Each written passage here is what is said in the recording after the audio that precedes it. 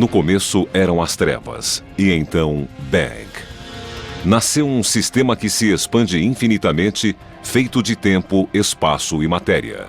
Agora vá mais longe do que jamais imaginou, além dos limites de nossa existência, em um lugar chamado o Universo. Ocultos nas sombras do sistema solar, há mundos tão ativos quimicamente e tão disformes que beiram o bizarro. O mais chocante foi ver como o sistema solar é diferente. São as luas que orbitam os planetas do sistema solar. Antes desconhecidas ou consideradas secundárias, agora estão na vanguarda da exploração astronômica. O que surpreende é que não se parecem com nossa Lua. Os chamados membros menores do sistema solar não são de interesse menor. Que surpresas nos aguardam nessas luas misteriosas?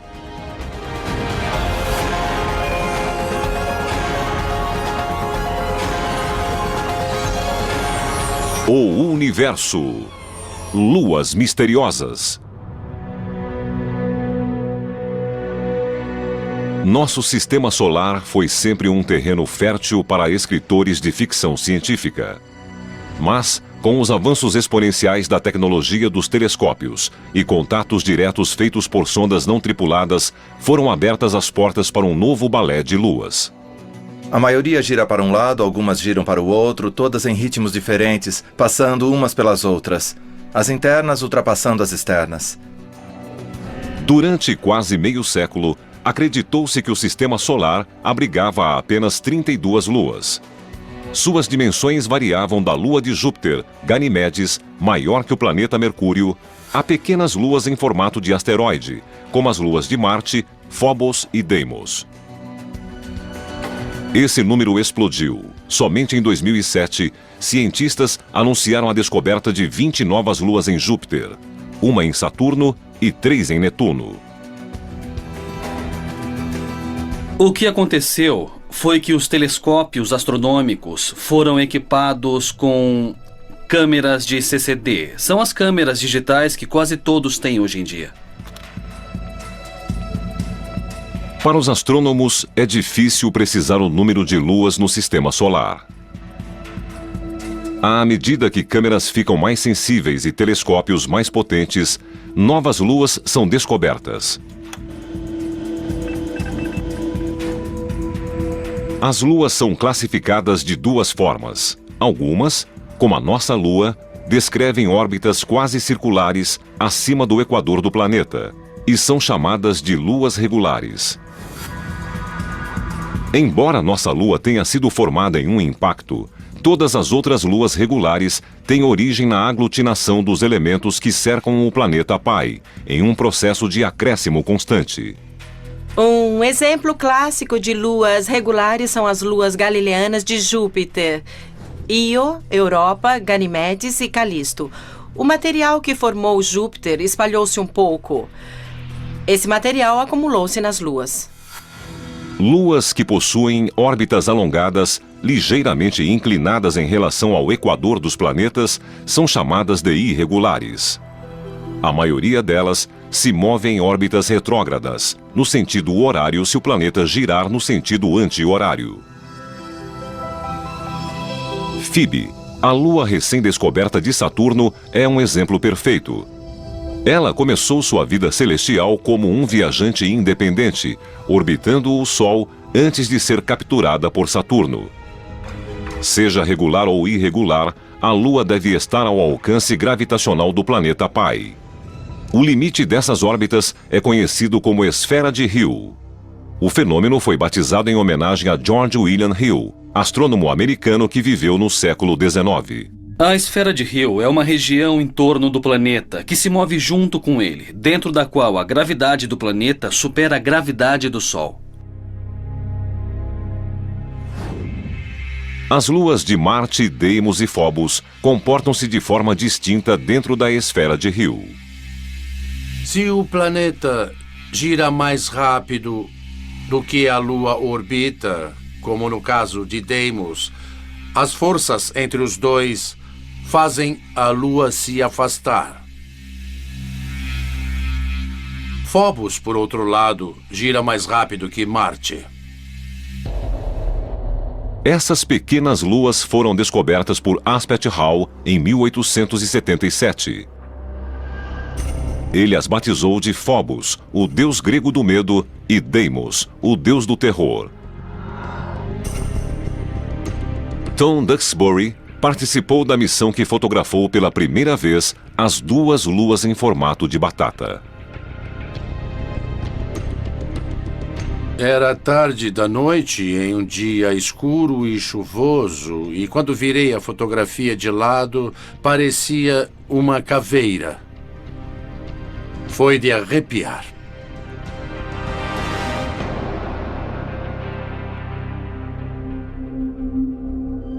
Phobos está numa espiral da morte. Ela orbita a apenas 6.000 quilômetros da superfície de Marte. Nenhuma outra lua está tão perto de um planeta no sistema solar. Se nossa lua estivesse a essa distância da Terra, ela pareceria 20 vezes maior.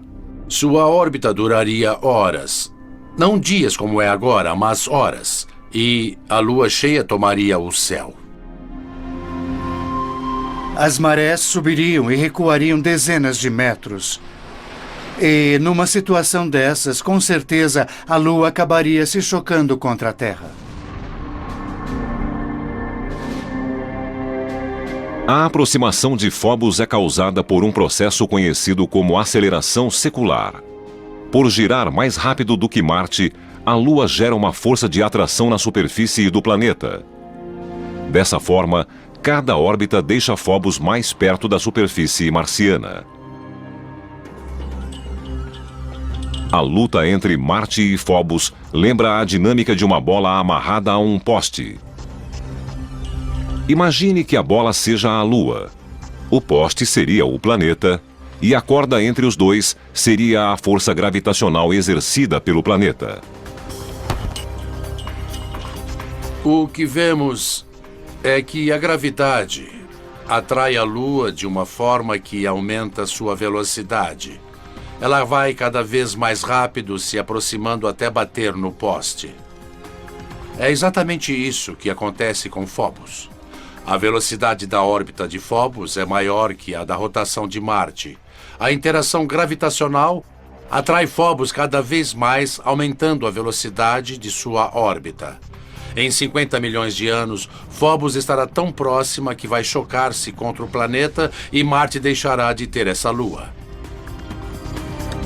Por outro lado, Deimos, a lua mais distante, tem uma órbita mais lenta do que a rotação de Marte. É como se desenrolasse o fio, e o que vemos é Deimos se afastando cada vez mais de Marte.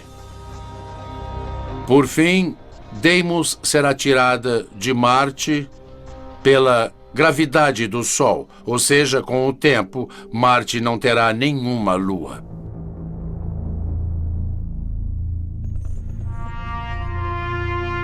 Como supera a rotação de Marte, Phobos parece nascer no oeste e se pôr no leste. Em vez de o planeta girar rapidamente sob ela, como no caso de nossa Lua e da maioria das outras, e de nascer no leste e se pôr no oeste, ela é mais rápida do que a rotação do planeta. Por isso ela nasce no oeste, passa à frente e se põe no leste.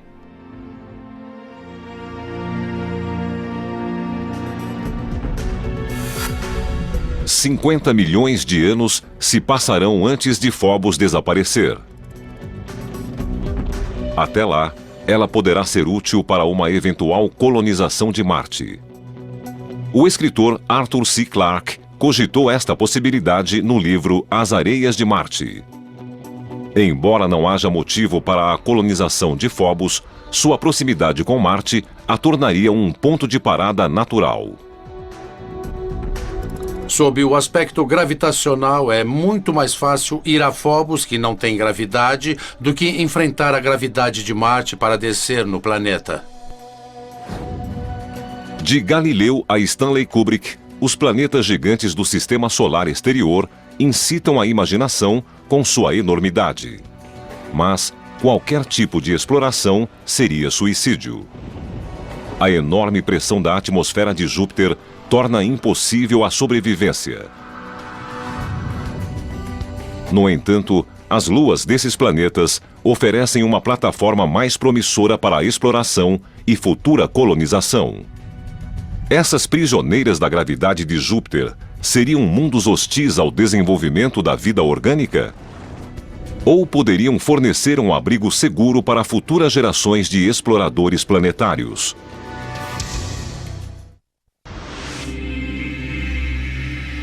Até pouco tempo, pouco se sabia sobre as luas dos gigantes de gelo e gás.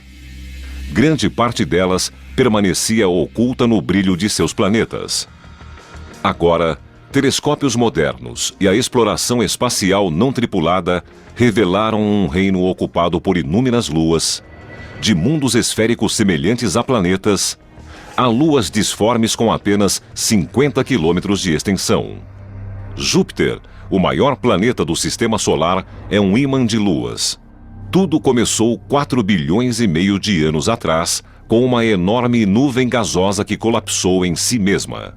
Esse processo, conhecido como acreção, deu origem ao sistema joviano. Quase todo o material aglomerou-se formando Júpiter, mas uma porcentagem mínima juntou-se em pequenos grupos dentro da órbita de Júpiter. Essas mini-acreções solidificaram-se e formaram as luas regulares de Júpiter: Io, Europa, Ganimedes e Calisto. À medida que Júpiter coalescia, sua enorme força gravitacional atraía pequenos resquícios do nascimento do Sistema Solar. Os planetas gigantes se formaram em um ambiente gasoso rico, em que havia muito material por todo o Sistema Solar que ainda podia ser capturado. O número de luas de Júpiter varia de 60 a 200 dependendo de quem as conta. O mais certo é que, se fosse possível ficar no limite da atmosfera gasosa de Júpiter, quem olhasse para o céu veria uma dança magnífica de objetos lunares. Seria muito bom poder ver as luas. De tempos em tempos, Io passaria. A cada 2 vezes que Io passasse, veríamos Europa, ao mesmo tempo. E a cada 4 passagens de Io, veríamos Ganimedes. Um membro deste elenco joviano é tão afetado pela massa de Júpiter que literalmente sofre implosões. Em fevereiro de 2007, a nave New Horizons, a caminho de Plutão, voltou suas câmeras para Io. Io tem o tamanho aproximado da Lua terrestre e orbita a 420 mil quilômetros da superfície de Júpiter. O que a diferencia das outras luas jovianas é seu vulcanismo espetacular. As câmeras registraram fotografias detalhadas de lava incandescente em toda a superfície de Io. Uma enorme nuvem de poeira com 300 quilômetros de espessura ergue-se sobre a superfície da Lua. Assim como todas as luas regulares de Júpiter, Io recebe o nome de uma amante do deus Júpiter, da mitologia romana. Ela foi descoberta por Galileu em 1610. A Lua foi fotografada pela primeira vez pela nave Pioneer em 1974 e pela Voyager em 1979. Sua atividade pulsante vem intrigando cientistas há décadas. A Io expele cerca de 1 tonelada de material por segundo, a cada segundo de cada dia. É uma máquina fenomenal. Eu gostaria de ir a Io, mesmo sendo perigosa, quente e sulfurosa. Io é pequena demais para ter mantido o núcleo derretido desde a formação. Algum processo misterioso deve ser o responsável pelo aquecimento. O interior de Io deve permanecer derretido, porque é pressionado demais quando orbita Júpiter. O processo é conhecido como aquecimento friccional. A força gravitacional de Júpiter causa atrito no núcleo de Io. Da mesma forma que um escultor molda um bloco de argila, Júpiter está incessantemente criando sua própria obra-prima. Se uma lua sofre o efeito do aquecimento friccional, ela se torna maleável. Ela pode ser esticada como argila e deformada pela gravidade do planeta pai. A superfície da Lua é fria. Ela se parte da mesma forma que a argila quando se puxa rapidamente. Mas o interior, que é quente, pode fluir, ser esticado e moldado pela gravidade do planeta pai. Luas regulares costumam ter órbitas circulares.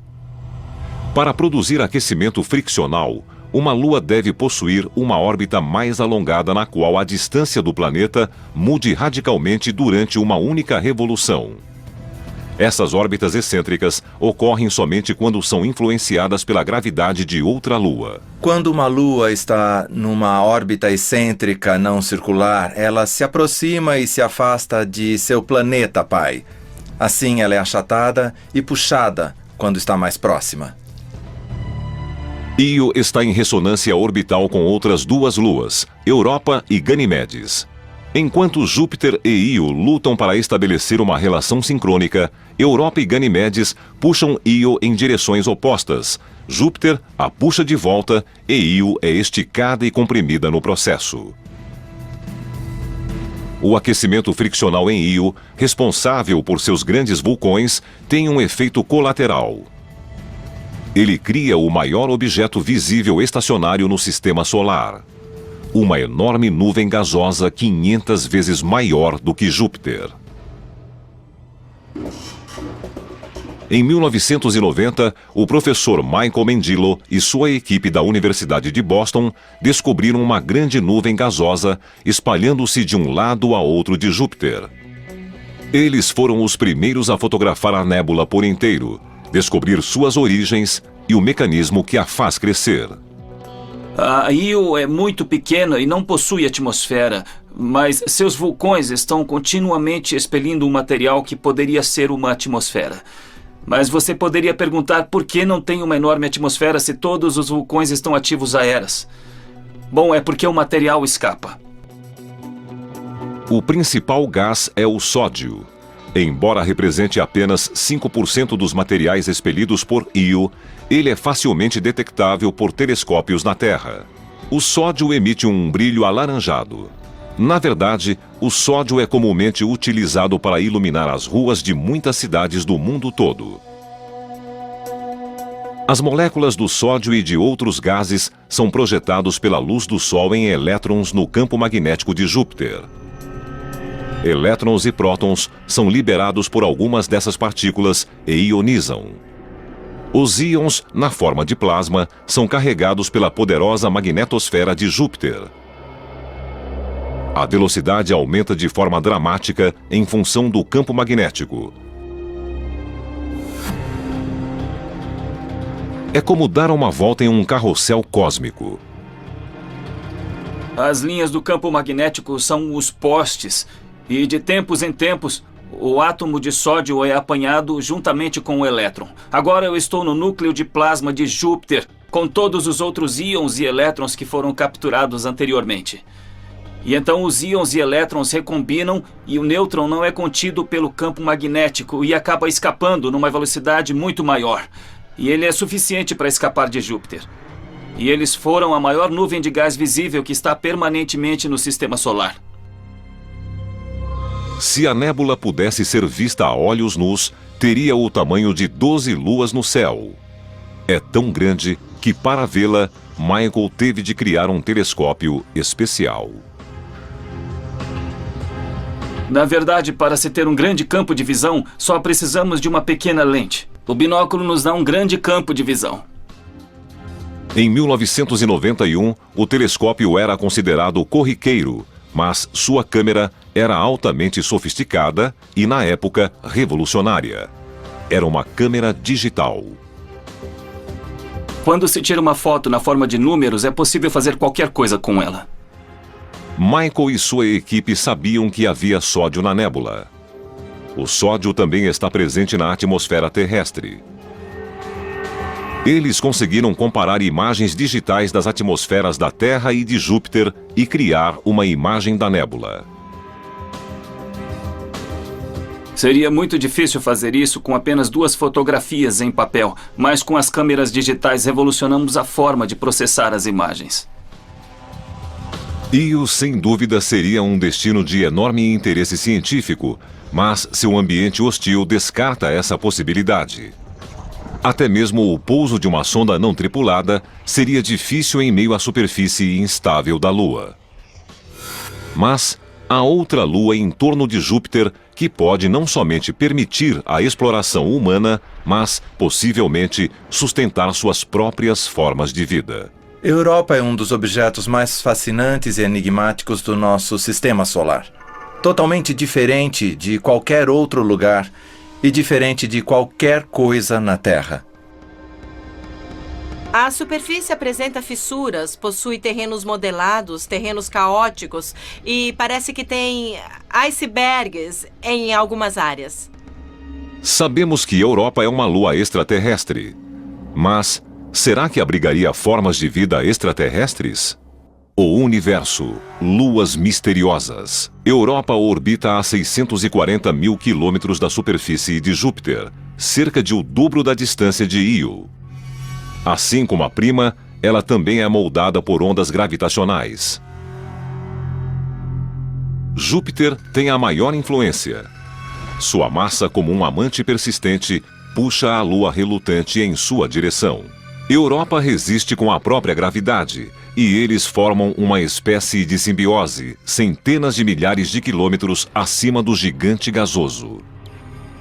Mas não é apenas Júpiter que puxa a Europa. A pequena Io e a outra prima, Ganimedes, puxam a Europa de diferentes direções.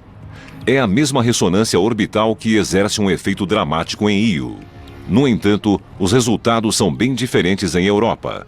Sua superfície é fria, 320 graus Celsius negativos em alguns lugares. Mas há um aquecimento.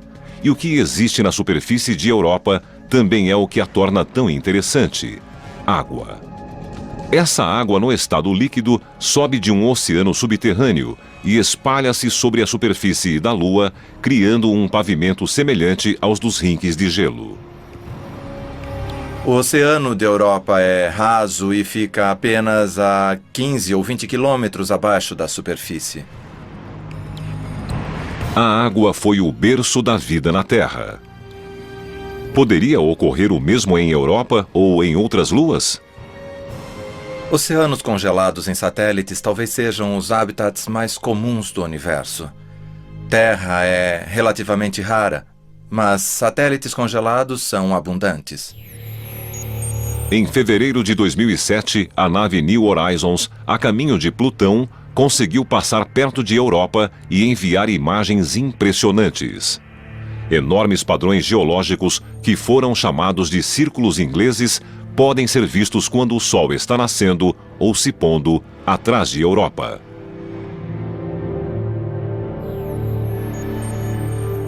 Eles são muito grandes. Se você tentasse atravessar um desses círculos, desceria até um local algumas dezenas de metros abaixo do nível onde começou e subiria novamente.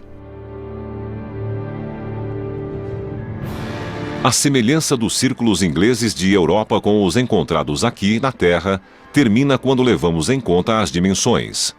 Cada um deles tem de 3 a 5 mil quilômetros de diâmetro. Eles são rasos demais e muito uniformes para serem crateras criadas por impactos. Asteroides e cometas possuem diferentes tamanhos e formatos. Os círculos de Europa são geologicamente muito semelhantes. Embora nada tenha sido provado, tudo indica que a grande massa de Júpiter seja a responsável por eles. Supõe-se que o gelo que cobre a Europa não é preso ao núcleo da Lua. Em vez disso, flutua sobre o oceano abaixo como um iceberg esférico. A região polar teria sido moldada por Júpiter e, ao longo de centenas de milhares de anos, deslocado-se em direção ao Equador. Isso formaria uma série de pequenas depressões circulares a partir da região polar em direção ao Equador. Se a crosta de gelo em Europa possuir estrutura semelhante aos icebergs na Terra, a maior parte dela estará abaixo da superfície do oceano. Isso teria enormes implicações para explorações futuras. Significa que abaixo dela deve haver uma quantidade de gelo 8 ou 9 vezes superior para que esse tipo de topografia exista. A teoria do iceberg derruba a crença de que o oceano de Europa pode ser facilmente alcançado através de uma fina crosta. O mapeamento por radar e por radiação ultravioleta será ainda mais importante antes que uma sonda pouse na superfície da Lua. Futuros exploradores terão de procurar os pontos por onde a água do oceano chega à superfície e, a partir deles, encontrar um meio de chegar a ele. Os mesmos exploradores talvez decidam montar uma base de operações em Ganimedes, a maior lua de Júpiter. Assim como Phobos serviria como ponto de parada na exploração de Marte, Ganimedes teria a mesma função no sistema joviano. A Lua é maior que o planeta Mercúrio, e sua gravidade, entre todas as luas de Júpiter, é a mais próxima da gravidade terrestre. Embora esteja em ressonância orbital com Io e Europa, está longe o bastante de Júpiter para ser menos afetada pelas forças de atração do gigante gasoso. Em Ganimedes poderíamos, digamos, pousar em uma grande cratera e construir uma região protegida por um domo, impedindo a entrada das partículas carregadas do sistema joviano e criando um local seguro para estudar não só Ganimedes em si, seu campo magnético, seu interior e sua geologia, mas o sistema de Júpiter como um todo. Ganimedes é a única lua no sistema solar com o próprio campo magnético. Para que isso seja possível, ela deve possuir massa suficiente e um núcleo aquecido. A massa é visível, mas não se sabe exatamente de onde vem o calor. Ganimedes sofre influência das forças de atração tanto de Io como de Europa. No entanto, medições feitas em sua órbita indicam que ela é esférica o bastante para evitar as deformações sofridas pelas luas menores. Imagina-se que aconteceu alguma coisa no passado de Ganimedes que mudou ligeiramente sua órbita. Talvez essa irregularidade tenha ficado fora de controle por algum tempo e gerado muito calor no interior da Lua, aquecendo o núcleo.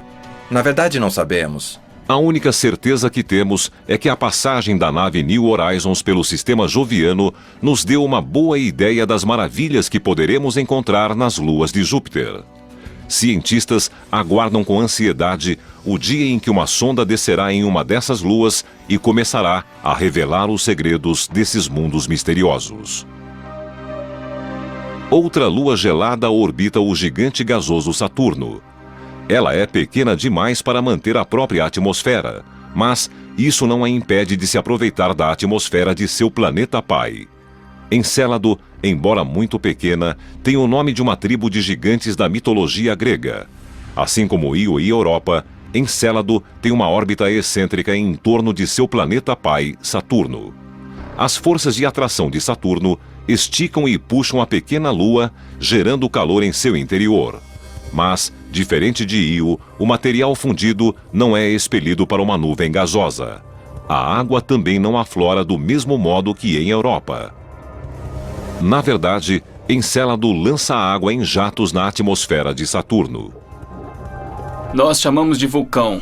É mais como um geyser. O vapor de água fica, então, orbitando a pequena lua ou, devido à proximidade com Saturno, é atraída ao planeta pela gravidade. A partir do trabalho desenvolvido no estudo de Io, Michael Mendilo e sua equipe na Universidade de Boston voltaram as atenções para o efeito de Encélado sobre a atmosfera de Saturno.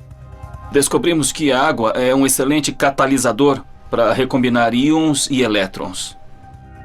Antes de Cassini, cientistas baseavam-se em modelos feitos pelo computador para determinar as condições atmosféricas em torno de Saturno. Mas os dados da missão indicaram que a ionosfera do planeta tinha apenas 10% do tamanho estimado pelos cálculos. A água gelada expelida por Encélado neutraliza as partículas carregadas na ionosfera de Saturno. Autorização confirmada. Decolar. Assim, os cientistas descobriram quase por acaso o efeito exercido pela água na atmosfera terrestre. Em 1973, quando a NASA lançou seu laboratório espacial, também lançou pela última vez o foguete Saturno V, o foguete da Lua. E nunca antes um veículo espacial havia queimado combustível até atingir a ionosfera. Aquele motor gigantesco lançou 1 tonelada por segundo de vapor d'água na ionosfera. E a ionosfera quase desapareceu naquele dia. O foguete abriu um buraco na ionosfera terrestre, a camada superior da atmosfera. Foram necessárias 24 horas para a radiação ionizante do Sol fechar esse buraco. No entanto, em Saturno, onde Encélado lança continuamente 6 toneladas de água por minuto na atmosfera, os efeitos são marcantes. Não existe a possibilidade de Encélado acabar completamente com a ionosfera do planeta pai. Mas esta lua minúscula, com apenas 500 quilômetros de diâmetro, chamou a atenção da comunidade científica e do próprio Saturno. Enquanto nos preparamos para enviar sondas a Phobos e Europa e para estudar dados de Titã, Encélado e Io, um grupo totalmente novo de luas está literalmente entrando em universo, luas misteriosas. Antes dos anos 1990, grande parte dos astrônomos acreditava que havia apenas 34 luas no sistema solar. A maioria delas era regular como a nossa, corpos esféricos em órbita do planeta pai, seguindo a mesma direção de sua rotação. Mas alguns desses satélites são conhecidos como luas irregulares. Essas luas incomuns seguem órbitas alongadas. Muitas vezes, elas são inclinadas e têm direção oposta à rotação do planeta. Elas parecem batatas voadoras, lascas ou amontoados disformes. Elas foram difíceis de achar até agora porque são muito pequenas e também costumam ser muito escuras. O advento da fotografia digital e o uso de instrumentos ópticos mais sensíveis mudaram o terreno lunar em uma década. O Dr. Brett Gladman, da Universidade da Colômbia Britânica, descobriu sua primeira lua irregular em 1997 no Observatório Palomar. Desde então, ele trouxe à luz 17 objetos que eram desconhecidos no sistema solar. Detectamos objetos no sistema solar exterior, observando sua movimentação em relação às estrelas e galáxias de fundo que são estacionárias. Então, se tirarmos uma foto do céu, esperarmos 1 hora e tirarmos outra foto, nenhuma das estrelas na galáxia terá se movido. Mas objetos distantes no sistema solar exterior terão se deslocado de forma visível entre as duas imagens. Assim, comparando as duas fotografias, veremos, como neste caso, um objeto móvel. O objeto pode ser um cometa ou um asteroide, ou, se orbitar um planeta de modo retrógrado, uma nova lua irregular. Outra diferença importante entre as luas regulares e irregulares é que as irregulares são capturadas. Elas se formam de modo independente do planeta em torno do qual orbitam e, provavelmente, fizeram parte dos detritos gerados na formação do nosso sistema solar. Phoebe, a maior lua irregular que orbita Saturno, é um exemplo clássico. Phoebe orbita bem longe de Saturno. Tem órbita elíptica e muito inclinada. Tem direção retrógrada. Imagens da Voyager indicam que ela parecia ter sido um asteroide, e todos imaginavam que era um asteroide que havia sido capturado. Agora sabemos, por causa de Cassini, que é um corpo muito rico em água congelada. Isso praticamente exclui o cinturão de asteroides. Imagina-se que Phoebe poderia ter vindo do cinturão de Kuiper, nos limites do sistema solar. Imagina-se que o cinturão de Kuiper contenha os detritos da formação do sistema solar. Ele gira em torno do Sol, além da órbita de Plutão. No entanto, outra teoria sugere algo totalmente diferente. É muito mais provável que Phoebe tenha se formado numa órbita independente em torno do Sol e depois capturada na órbita de Saturno, enquanto os outros objetos se formaram próximos de Saturno ou foram incorporados pelo planeta ou ejetados do sistema solar. Phoebe então seria composta dos detritos planetários que flutuavam em torno de Saturno na época de seu nascimento. Por causa disso, deve possuir um material diferente de algumas das luas irregulares que orbitam Júpiter. Se for este o caso, seria possível discernir e comparar os diferentes ingredientes que deram origem a esses dois gigantes gasosos. Atualmente, 3 teorias tentam explicar como Phoebe e outras luas irregulares perderam sua independência. 2 delas sugerem que elas foram capturadas quando o sistema solar estava em formação e os planetas ainda eram um acúmulo de bolhas de gás e detritos. A teoria do arrasto gasoso é a mais direta. Gases densos circulavam em torno do planeta em formação quando um cometa, asteroide ou uma combinação dos dois passou através da mistura gasosa. Nós sabemos que os planetas gigantes construíram seus sistemas de satélites em grandes discos em torno deles, uma espécie de mini-sistema solar ao redor de cada planeta. E o gás e a poeira presente nesse disco também funcionam como fontes de atrito, onde planetesimais de passagem reduzem a velocidade, são capturados e entram em órbita. A segunda teoria é uma variação da primeira e, por vezes, é chamada de teoria da atração.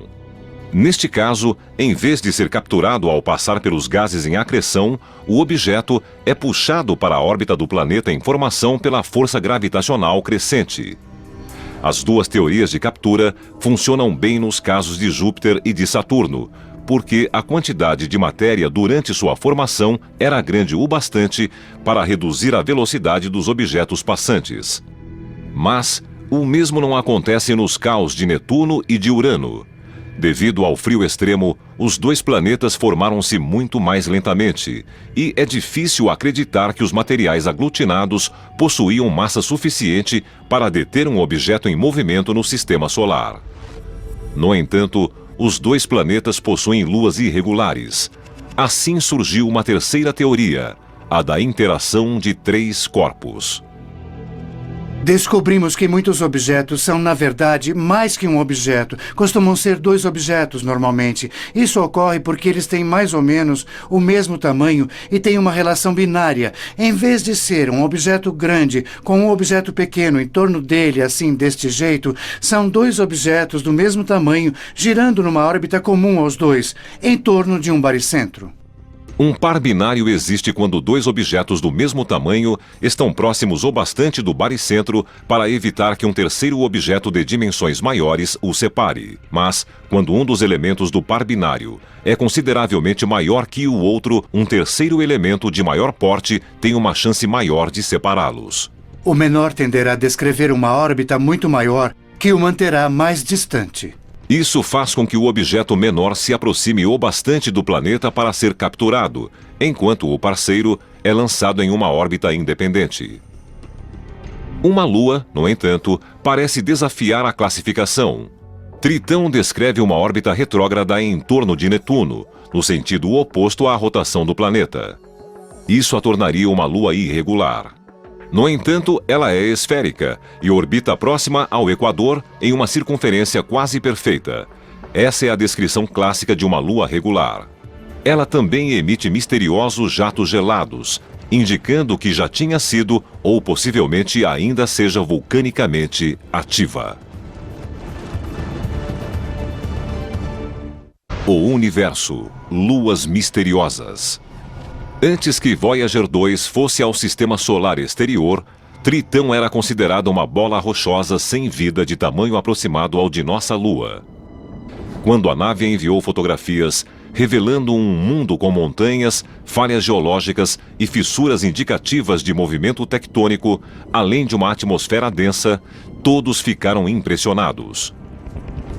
Forças geológicas, comumente associadas a planetas muito mais quentes e maiores, podem estar ocorrendo em uma lua congelada ligeiramente maior do que a nossa. A Voyager não detectou vulcões ativos em 1989. No entanto, assim como em Encélado, periodicamente surgem geysers na superfície do satélite. A maior surpresa não é a ocorrência dos processos geológicos em si, mas o fato de acontecerem em uma lua irregular como Tritão. A maioria das grandes luas no sistema solar são satélites regulares, com exceção de Tritão, a maior lua de Netuno, que orbita no sentido errado. Por isso, imagina-se que Tritão seja um objeto capturado. Uma lua capturada que age como uma lua regular. Como um objeto do tamanho de Tritão reduziu tanto a velocidade a ponto de não passar pela atmosfera de Netuno ou de colidir diretamente contra o planeta.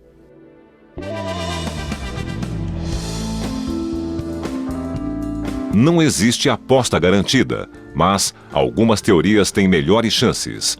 Assim como jogadores na roleta, Tritão e Netuno fizeram as apostas e contaram com a sorte. Façam suas apostas e boa sorte. Na roleta, há várias formas de apostar. A probabilidade de ganhar é diferente em cada uma delas, e como em qualquer jogo de azar, quanto menor a probabilidade, maior o prêmio. Tritão pode ter sido capturada por Netuno de 3 formas diferentes.